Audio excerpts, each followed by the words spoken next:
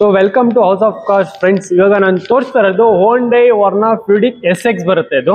So 2012 model, second owner, kilometre drive on ಬಂದು ಇದು just 57,000 kilometre drive on ಆಗಿದೆ.